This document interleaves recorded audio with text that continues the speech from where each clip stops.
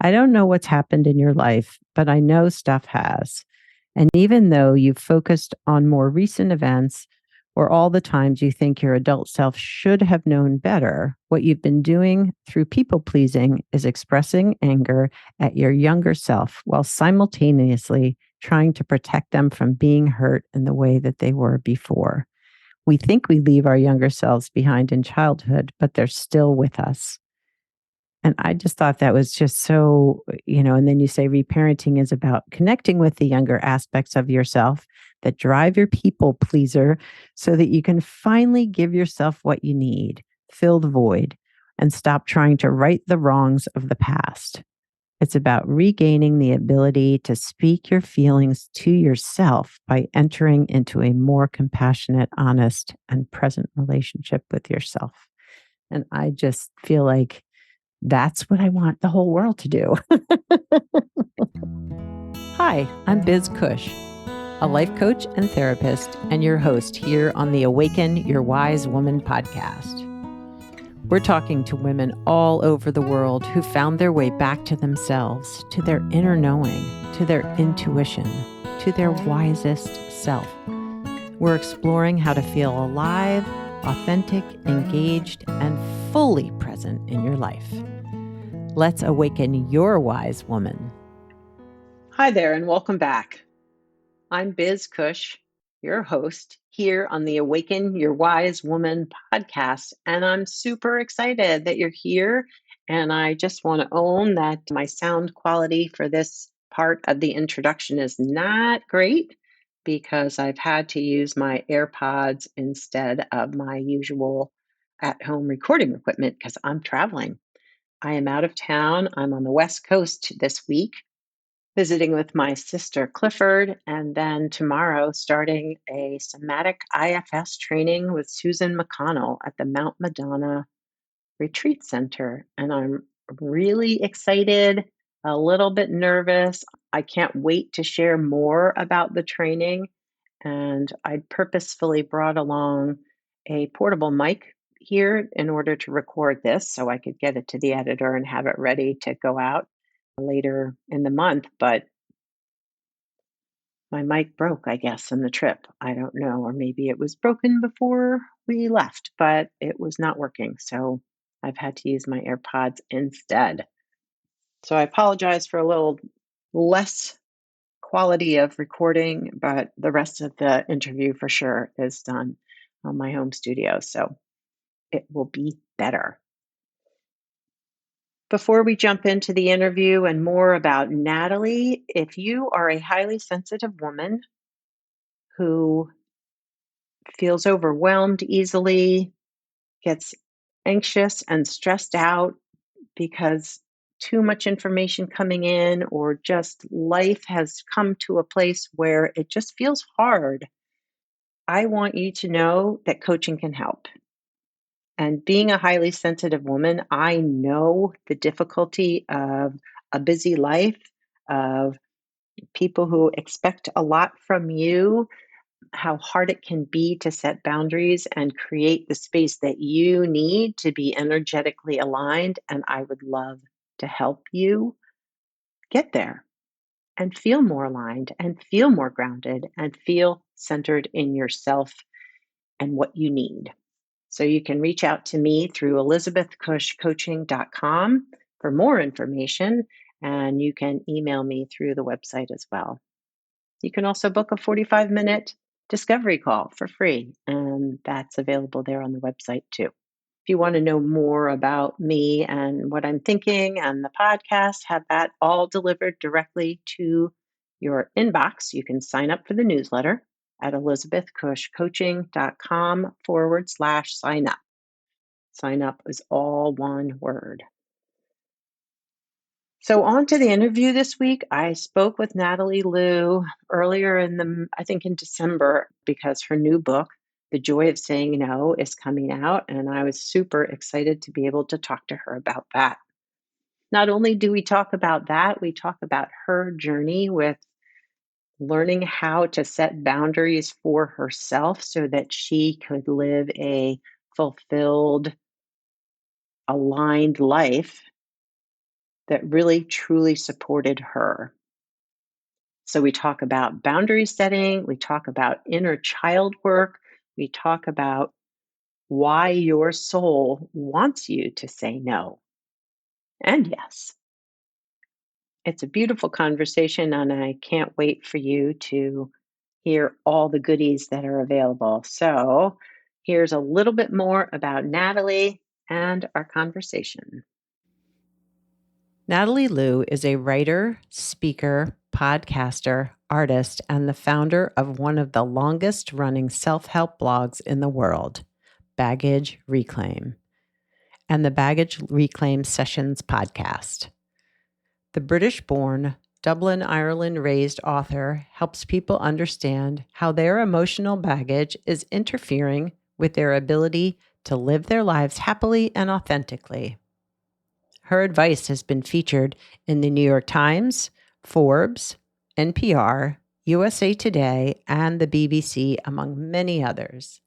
She is soon to release her new book, The Joy of Saying No, which will come out on January 10th of 2023. So when you hear this podcast, the book will be available, and I highly recommend you getting it because it is full of great stuff. And in my conversation today, Natalie shares some of her personal story to highlight why this book was so important for her to write and why she feels it her mission to help at least one person not go through what she went through in her life.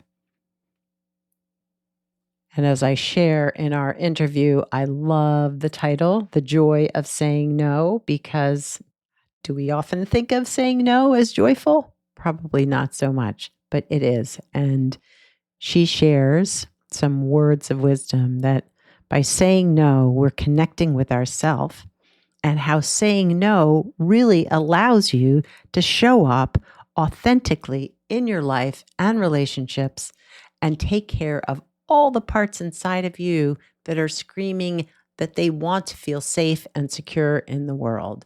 And take a listen to the interview. It's amazing. Lots of goodness here. Let's jump in.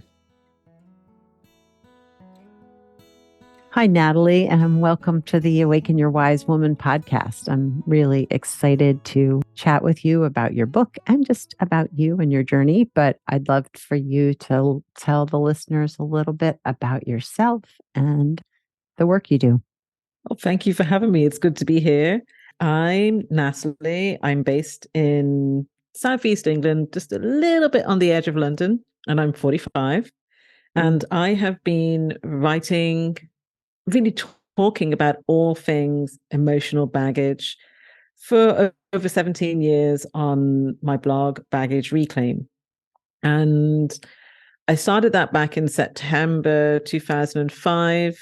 Really, about a year into my blogging journey, I was writing a personal blog and talking about my life here in London and trying to figure out dating and speaking out loud about things that I thought were my weirdness, that I thought were signs of, I guess, my unlovability, made me realize that there were lots of other people just like me.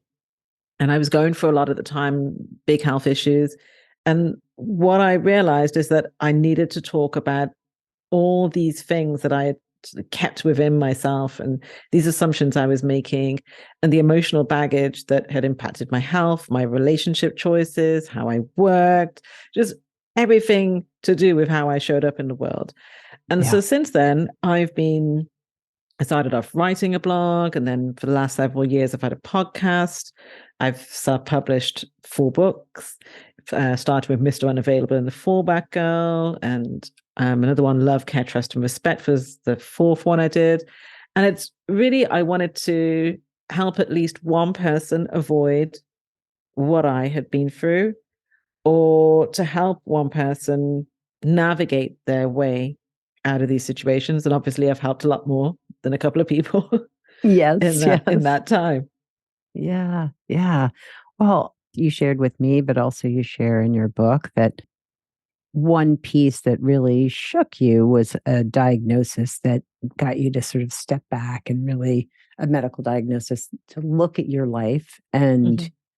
sort of reevaluate where you were in the world, and that it opened up a lot of stuff. But I'm curious if you wouldn't mind sharing a little bit about that for the listeners. Yeah, absolutely. I think it was the summer of 2003, I found a lump in my finger. And as you do sometimes with these things, I was like, ooh, there's a lump in my finger. Ooh, I wonder if that's something scary like cancer. Oh, I know. I'll just push that to the back of my mind and carry on as normal. Mm.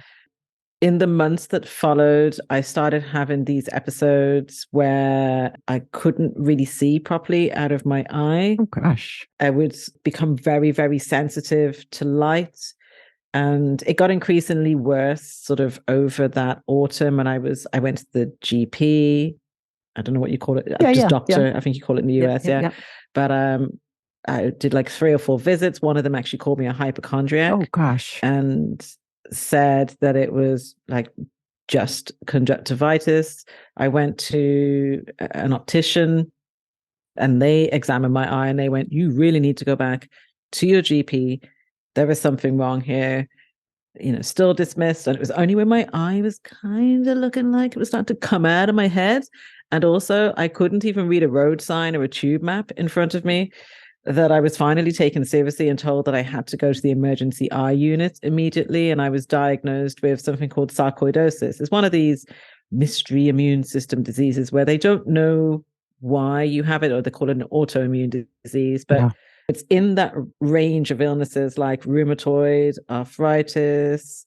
It mimics a lot of the symptoms actually of non-Hodgkin's lymphoma, but without the cancer. So they checked me. I was riddled with lumps throughout my body. They were like, had you not noticed that you had all of these lumps? I was like, I had, but I was kind of in the middle of having an affair with my coworker. So kind of distracted. And I was ill for, I went on my sight was really bad, so I had to go on steroids for my eye. I was in and out of hospitals for checks. My spleen was affected. Everything was affected. Wow. I went on steroids for a year, which then steroids create a whole different set of problems. And I finished the year-long course of steroids, and within a month, it was back. Oh my gosh. And they said, well, there isn't anything else we can do. You have to go on steroids for life. Otherwise, basically, you'll be dead by 40 type of thing. And that was the thing that finally woke me up. Suddenly made me realize that I had not really been living my life. I mean, I was here and I had a job and I had friends and I had family, albeit they drove me crazy. I'd had various relationships. I was ticking boxes and doing a lot of things, but I really didn't like myself. And this shock prognosis really awakened something in me and made me start fighting for myself, I guess. Yeah. That sounds terrifying. And I appreciate your sharing that here. I mean, just the idea that, well, one, the diagnosis, but two, realizing that you didn't really like yourself and that your life was not kind of what you had created it to be, right? Like, here I'm doing all the things, checking all the boxes, and yet I'm not fully present in it, really living it. Yeah, I quickly realized that it's funny because I had been ill for, at least a couple of years at that point, and I'd actually had a series of other mystery ailments before in the preceding years. And I realized that I was very emotionally shut down, that I had gone through a lot. Clearly trauma was going on in there. And of course, if you shut down emotionally, that is going to play out in the body. And I didn't actually realize how anxious I was as a person, because that anxiety had manifested itself in people pleasing and perfectionism and overgiving and overthinking and over responsibility. Only I didn't call them those things. I just said it was me being a good person and a good friend and a good worker and a good whatever. Yeah. And what was interesting was this year, my little brother, who is 12 years younger than me, was diagnosed with the same illness. Wow. After going through, well, they told him they were 99% sure it was cancer. And after a very, very scary month, basically thinking the absolute worst, they were like, actually, no, this is sarcoidosis. They only decided to go looking for that after they'd finally ruled out cancer. Wow. And so it's interesting how it has shown up in the family again. Yeah. Yeah. Well, you share some of in the book, The Joy of Saying No, which FYI, love the title because you have little joy circled, like saying no should be joyful, right? But whatever. Yeah. But you share some of the personal traumas, some of the things that have been difficult. But I'm curious too, like what really helped you stop and look inward at and really listen to yourself? Get beyond yeah. That's a beautiful question. I think it was interesting in the weeks that followed that consultation. I heard the word boundaries. I'm not going to say it was for the first time, but I felt like I properly heard that. And it occurred to me as I was, changing my diet and, going for all these appointments that there wasn't really a point in doing this stuff if I was just going to continue on with my life the way that it was. And what was interesting is in experiencing that awakening in, for instance, that consultation and in the weeks that followed, I suddenly just became really aware of how I felt around people. I noticed the chatter in my head, very, very critical. Like there was one day that I was in my apartment and I can't even remember what had happened, but something had happened early on in the day. And it took a good probably 12 hours. So I only noticed it in the evening where I suddenly stopped in my tracks and realized that I had been raging at myself all day, that I had shamed me, criticized me, heckled me, patronized me, everything, like all day. And I was like, I noticed it. And I was like, is this what you do all day? Like, is this what you do when things go wrong? It was a shock to me that I could go for that long and not even realize that I was doing that. And so it was that experience, but also noticing how I felt around certain people. So, for instance, I remember one day my mom was in the apartment and she was going on and on and on about something. And I noticed that my stomach had felt like somebody had twisted it into this tight knot. I was holding my breath. I felt ill. And I was like, oh, this is interesting. I think I might need to stop this conversation now. And it was things like that, just paying attention to how my body or my chatter was letting me know, hello, you need to speak up here, or you need to do something for yourself here, or you need to get out. I started following that. And it wasn't so much about, are you right, Natalie? Are you wrong? It was about, I needed to get into relationship with myself because I spent too much time listening to, let's just call it crap in my head. Yeah. And too much time listening to everybody else and anticipating everybody else's needs and desires and feeling. I was like, enough. And it was that recognizing all of this chatter, this worry, this anxiety that was constantly rumbling around in me, and listening to that, but without shaming myself or feeding it. And also recognizing if I can have a hand in my own misery, and by gosh, I really had a hand in that. That's not to take away from any experiences that I had had, whether it was in childhood or adulthood, or what others were doing. But there were a lot of choices that I was also making. Yeah. And acknowledging that if I can have a choice in my misery, if I can have a hand in shaping that, then I can surely have a hand in shaping my happiness too. I was like, I'll follow that. It was really when you fear that you're going to be dead, in 10 years, even though it seems abstract and hypothetical, I was suddenly like, actually, you know what? I'll take listening to myself and saying no over being dead Yeah. easily. Yeah. Well, that's what it felt like with just listening to you. Just, yeah, this sense that like I have to live my life now and take care of me.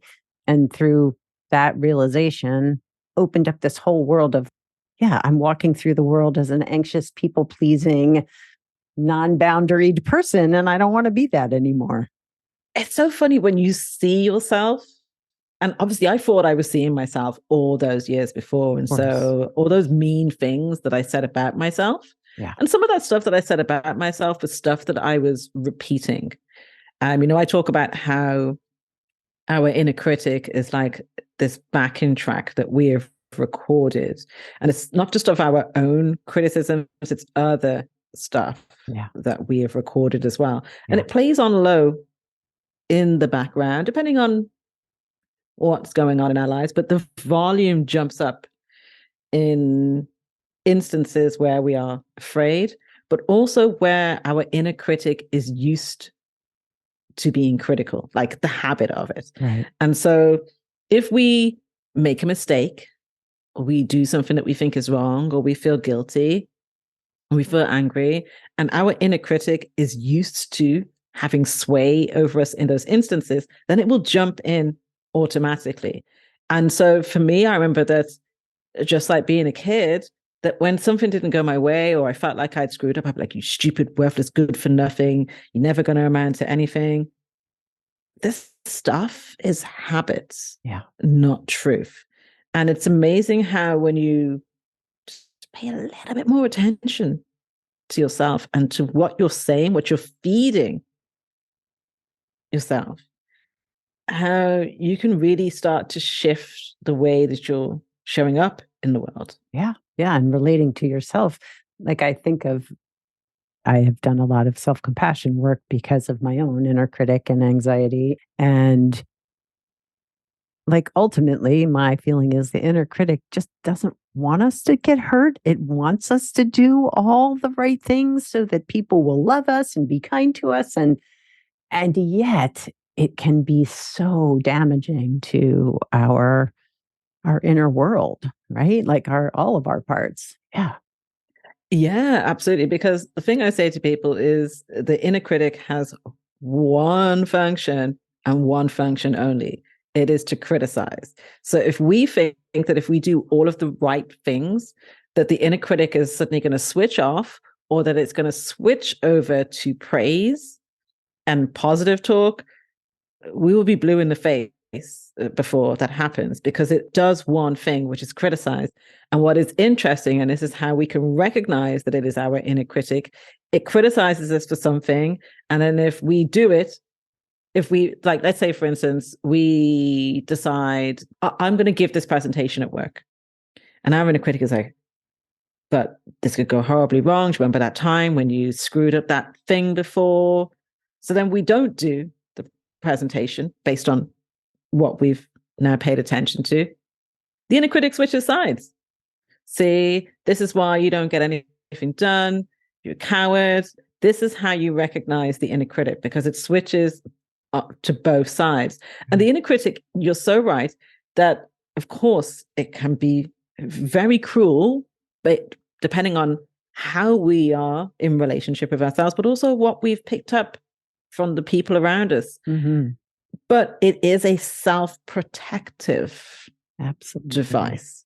Yeah. And the mistake that we make is treating it like you are the law, you're king, queen, God, whatever we want to call it. Like you are the arbiter of everything that is good and bad and right real, and right? wrong and Yeah. real. Yeah. Yeah. Yeah. And it's like, actually, no, we are the ones in charge of us. And I also think, and this is so true for me, that we can end up really using the inner critic as a substitute parent, where the inner critic steps in and becomes this sort of moral, dictatorial, disciplinary voice Mm-hmm. that we use as a substitute for what is a void with the other relationships that we've had in our life. And we think, oh, this is what it's like to have somebody care. This is what Right. it's like to have authoritarian input. No, Yeah. it really isn't. And it's that now what I find is it's more about trying to sit alongside this inner critic. You don't want the inner critic to be in charge, but you also don't necessarily want to be like, get lost, do Right. one, because that can also be very triggering also. But it's Yes. understanding, where is this coming from? Right. What is this about? What does my inner critic want? You know what? I liken it to, when you have somebody in your life and they're really fearful. And so, I don't know, you say that you're going to do something and they go, but what about this? And you go, no, no, it's okay. I've checked about that and that's okay. Okay, but what about this? Oh, And you go, yeah. no, no, no, I've sorted that. Okay, but what about this? And that's the inner critic. But what about, but what about, but what about? And our inner critics, some of us have a coach one, because it all depends on what we've grown up around. But some of us have that coach, very pushy. Mm-hmm. Some of us have a very sort of guilt inducing one because that was the language. Yep. It's guilt, guilt. Depending on what we're used to hearing, that's the style of our inner critic. And if we can have a kinder relationship with us, we then start to notice when the inner critic is not really being very kind. And once we get kind, I've also noticed that the inner critic gets a little bit clever. Yeah. Because then it postures seeming advice, in this very almost calm, rational way, as opposed to the old stuff, you worthless, good for nothing, you're never going to amount to anything. It knows that's not going to work because we'd recognize that immediately. So then it's more subtle because it seems like it's advice, it's best practices. And even then, we have to pay attention and go, how do I feel in response to this? Is this how I talk to somebody else? Right. Is this how I'd want somebody else to talk to me? 9 times out of 10, the answer is no.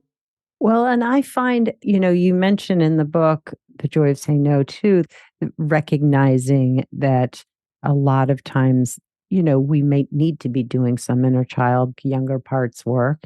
And then, at least in my experience, as I'm learning to myself be kinder and treating myself with compassion, my inner critic is less present.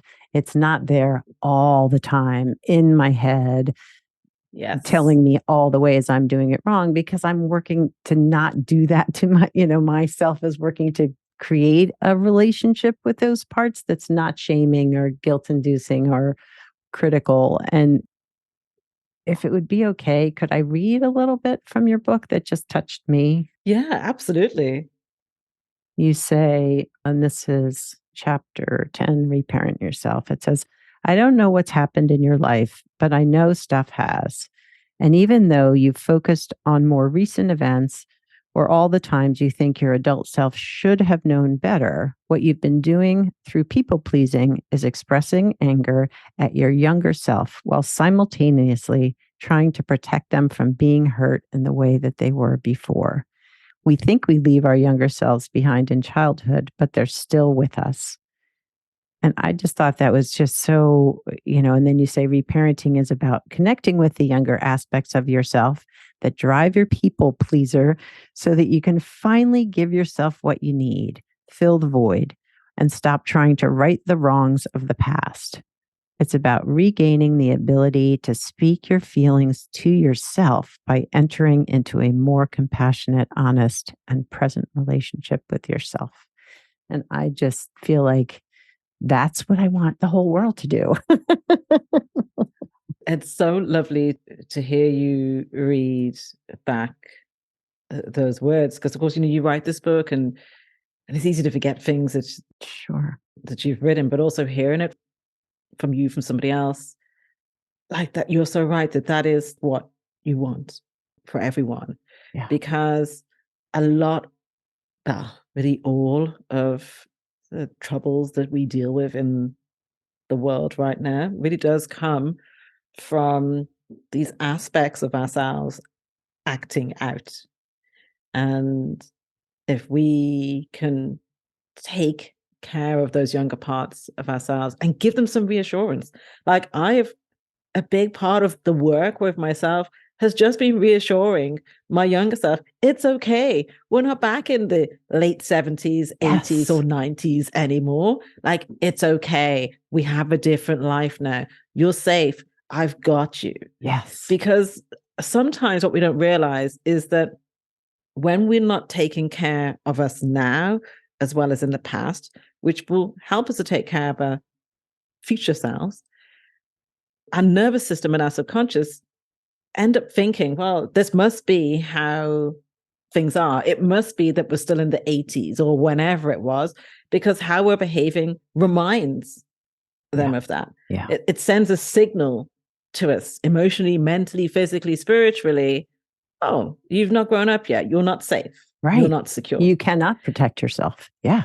Yeah. And so the more that we can actually differentiate between the past and the present, the more that we can allow us to say no, because allowing us to say no is literally the expression of, I am not a child anymore. Because we learned not to say no as kids. And it's like, oh my God, it's like saying no is a bad thing and I'm going to piss off an adult. Right. And it's like, no, because actually when we allow ourselves to say no, it's acknowledging, I have agency here. I'm not that kid anymore. I can make different choices now.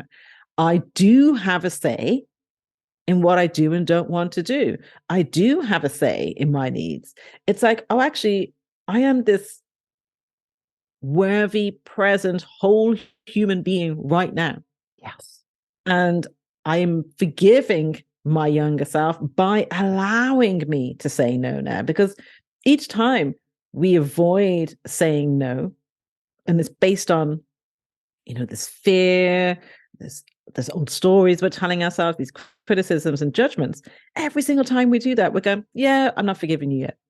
But when we allow ourselves to say no when we need, want to, and should, and also to say yes authentically, then we are allowing us to forgive those younger versions of us that we didn't allow to do that, but that we also persecuted them for. And shut them away and put them in a closet and said, I don't want to hear from you anymore. Right? Yeah. I mean, I look back and I think of, for instance, like my teenage self, or even like my 20s, even just like my little kid self. And I'm like, wow, you had no margin. Like, I didn't give myself any margin. And, of course, our parents and grandparents and so forth, they were all also socialized and conditioned in the ways that we were, and in a very different time to us. Yes. But I didn't get that much margin from them either. Yeah. So and if you don't get margin from others, you don't give yourself.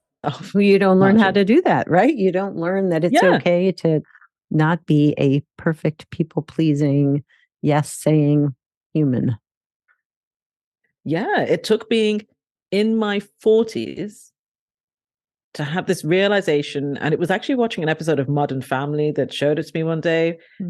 And there's one of the characters, Alex, is perfectionist. She works for like A+ student all the time, overachieving. And after a very difficult time that she's going through, her mum like acknowledges, you're doing too much. And of course you're worn out. And I was like, I found myself crying my eyes out. And I was like, oh, this all makes sense now. Nobody ever actually gave me any limits. It was like, just do more, push, push, push. Everybody just demanded and expected of me. And I've replicated that relationship with myself. Yes. And so yes, what was interesting, when you're talking about listening to yourself, a few weeks ago, I thought that I might have appendicitis. Oh, no. And I went to the doctor and they said, yeah, this is looking like appendicitis. You need to go to the hospital. And I popped home and there was this, I don't know, probably about 15, 20 minutes where I was like, maybe I could just do this later. I've got a couple of meetings. So I could just try to push on. And I was listening to myself and I noticed that I went into observation mode and there was no judgment. I was actually kind of fascinated by the whole thing. And then I was like, Natalie, are you honestly going to delay these meetings? There was doing interviews for the book and stuff. I was like, are you honestly going to go ahead with those while you're in pain like this and delay that until later and push on? I was like, no, you're not. Because what I noticed is that's an example of where my inner critic has shown up in a very subtle way. Yes. Really subtle way, where it hasn't necessarily been like out and out, Natalie, how could you even think about going to the hospital for suspected appendicitis when you've got these meetings? But instead it's been like, yeah, but maybe you could push on. Right. Couldn't you just get through this and your health doesn't matter that much, right? Yeah, absolutely. And these are the sneaky ways that our conditioning shows up, that our emotional baggage shows up. And I've noticed that that is a thing for me. The pushing on, the cracking on, the maybe I can just get a bit more out of myself. And now I'm like, no, don't demand that much out of yourself. Like, you're not a machine. Yeah. And what would happen if you just allowed yourself to do less just because? Yeah. Right. Or allowed yourself to take care of yourself just because, right? Yeah. Without it having to be, oh, look, you've done all the things. Let me reward you by actually taking care of you for a bit. Like self-care is a reward for having burned yourself out or something. No, just take care of yourself just because. There's not be a reason. You don't have to have earned it. Yeah. Give it. Yeah. Well, your story just resonates so much with me, and I know it will with the listeners of the podcast. But I wondered if there was one thing, and maybe it doesn't have to be one, a piece of wisdom that you would like to share to the women who are listening today to our conversation. What would that be? So when you're thinking about saying no, I know that there are people listening who that literally sends a shudder through them, where they can feel themselves breaking out, Yeah. at the idea of it. And the thing is that no is just the inverse of yes. Like, they're not disconnected. When we say yes to something, we're saying no to something else. And when we say no to something, we're saying yes to something else. And instead, it's about seeing no as a way to heal yourself, as a way to be more intimate, as a way to show up for yourself and actually for others, because the no is releasing you from all of the things that create your worries and anxieties in the first place. And no does not have to feel perfect. It doesn't have to feel easy. It just needs to be true. And when we can be honest with ourselves, when we can speak the truth to ourselves, our body, our minds, our spirits, our souls get in sync. Yes. So we use no as a way to stop being a liar, if anything else. Yeah. A way to really, truly connect with what you need and your soul. Mm. Your soul wants you to say no. It really does. It does. It does. And I will say, I have not read the book cover to cover, but there's all sorts of great tools and insight into how to help us get better at saying no. So thank you for writing this book. Well, thank you so much. I really enjoyed our conversation. Me too. So, how do people find you who maybe want to buy the book, want to know more about you, listen to your podcast? So my website is baggagereclaim.com or .co.uk. Either one will get you there. And I've got my blog there, as well as the podcast, which is the Baggage Reclaim Sessions, which you can find on all podcast players. And the book is available wherever books are sold, both online and offline. Please ask your local bookshop to get it in. It all helps. I'm really excited about it coming out. And I appreciate you for having me. Oh, and I should say, I am on Instagram. Social wise, I'm not a massive social media person. I have said no to expecting myself to be on all the things all the time. I love that. But Instagram, it's at Nat Lue. That's NATLUE. Awesome. Well, I will follow you for sure. And I appreciate your advocating for not being on all the things all the time, because I think as entrepreneurs, we can tend to think we have to do it all the time. Yeah, and it's exhausting. Oh my gosh, exhausting. So yes. Well, Natalie, thank you so much for coming on the podcast. I'm excited to share your book out there with the world and our conversation. Oh, thank you for having me, Elizabeth. All right. Talk to you soon. All right. Talk to you soon. Bye. It was such a pleasure to connect with Natalie here on the podcast. Our conversation really, as I said, it resonated with me. It touched me deeply. I feel as if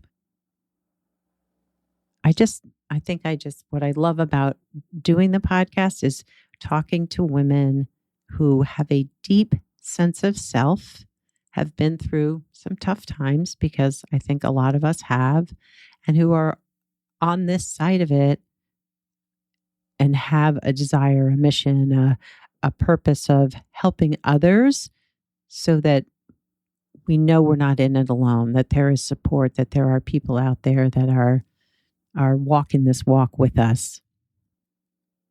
Her book, The Joy of Saying No, is a beautiful book. There are exercises, there's stories. She shares some of her personal stories, some of which she shared here on the podcast.